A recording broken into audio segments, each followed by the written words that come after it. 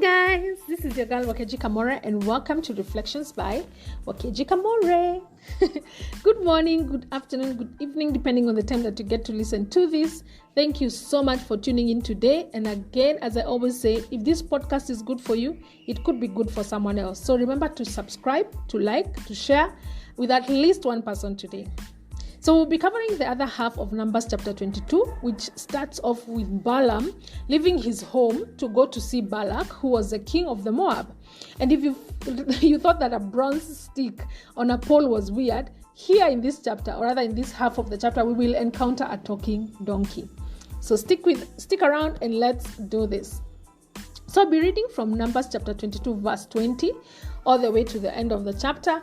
And then after that, I will be sharing what the takeout is. So that night, God came to Balaam. And you guys, if you remember who Balaam was, Balaam was a diviner. He was a spiritualist. He was the non-Israelite prophet that Balak, who was a king of Moab, had sent his elders to go and persuade so that he can come and curse the Israelites. So that night, God came to Balaam and God said, "These men have come again to ask you to go with them. So you can go with them, but do only what I tell you to do." The next morning, Balaam got up and put a saddle on his donkey and went with the Moabite leaders. Balaam was riding on his donkey. Two of his servants were with him. While Balaam was traveling, God became very angry. So the Lord's angel stood in the road in front of Balaam's to stop him. When Balaam's donkey saw the Lord's angel standing in the road with a sword in his hand, the donkey turned from the road and went into the field. Balaam could not understand and could not see the angel, so he was very angry at the donkey. He hit the donkey and forced it to go back on the road. Later, the Lord's angel stood at the place where the road became narrow. This was 2 vineyards. There were walls on both sides of the road. Again, the donkey saw the Lord's angel, so the donkey walked very close to one wall. This crushed Balaam's foot against the wall. So Balaam hit his donkey again. Later, the Lord's angel stood at another place where the road became narrow. There was no place where the donkey could go around him. It could not turn to the left or to the right. The donkey saw the Lord's angel. So the donkey lay down with Balaam sitting on top of it. Balaam became very angry at the donkey, so he hit it with his walking stick. Then the Lord caused the donkey to speak.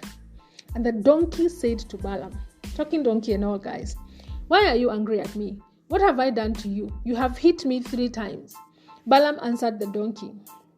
First I'm like, why are you answering the donkey? Why are you not running away? Or why are you not selling this donkey? Because now you have a talking donkey and you can make money out of it. But Balaam answered the donkey, You have made me look foolish. If I had a sword in my hand, I would have killed you right now." But the donkey said to Balaam, "Look, I am your donkey. You have ridden me for so many years, and you know that I have never done this to you before." "This is true," Balaam said. Then the Lord allowed Balaam to see the angel. The Lord's angel was standing in the road, holding a sword in his hand. Balaam bowed low to the ground. Then the Lord's angel asked Balaam, "Why did you hit your donkey 3 times? I am the one who came to stop you, but just in time. Your donkey saw me and it turned away from me. That happened 3 times. If the donkey had not turned away, I probably would have killed you already, and I would have let your donkey live." Then Balaam said to the Lord's angel, "I have sinned, and I didn't know that you were standing in the road. I am doing wrong, and I will go back home." Then the Lord's angel said to Balaam, "No, you can go with these men, but be careful. Speak only the words that I will tell you to say." So Balaam went with the leaders of Balak that Balak had sent, and Balak heard that Balaam was coming. So Balak went out to meet him at the Moabite town near the Arnon River. This was the northern border of his country. When Balak saw Balaam, he said to him, "I asked you before to come. I told you it was very important. Why didn't you come to me? Do you think I might not be able to pay you?"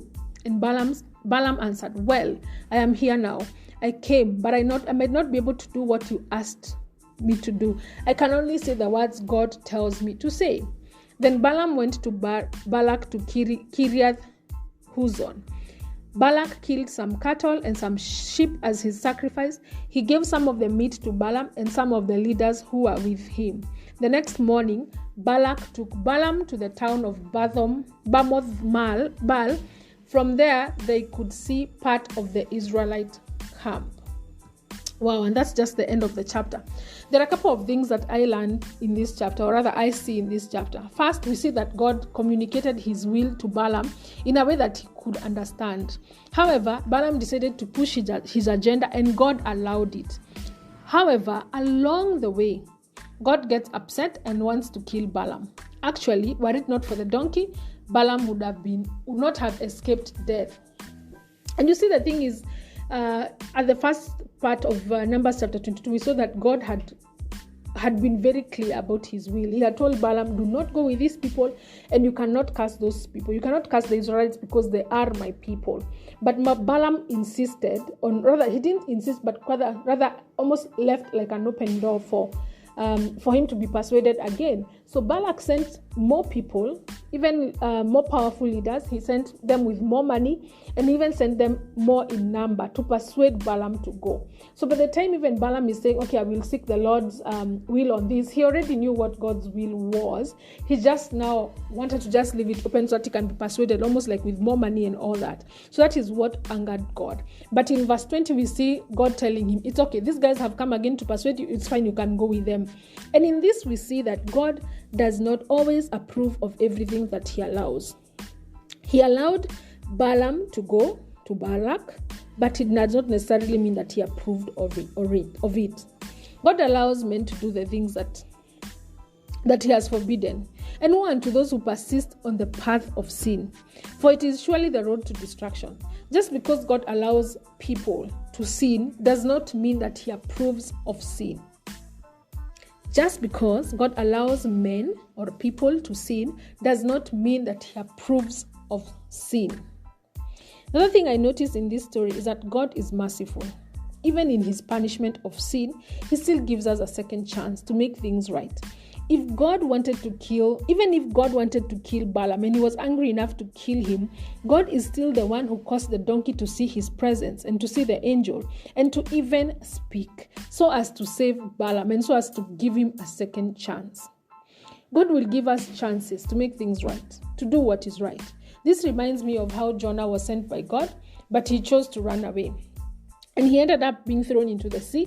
But God, in his merciful character, decided to rescue him by having a big fish swallow him and vomit him at the shores of the sea. And God gave Jonah a second chance to do what is right. My prayer for us is that we can be counted as those that obey God at his first instruction. Like he gives us an instruction like this and we obey it. But even when we miss the mark, because we are humans, even when we miss the way, that we will be able to see and take the second chances that he gives to us. I'll just repeat that. My prayer is that we can be counted of those that obey God at his first instruction. But even when we miss the mark, because we are humans, even when we miss the way, that we will be able to see and take the second chances that he gives to us. In the next chapter, we will actually be able to see whether Balaam took the chance to actually go and speak the things that God would instruct him to see. But until then, this is your girl, Wakeji Kamore, and this has been Reflections by Wakeji Kamore.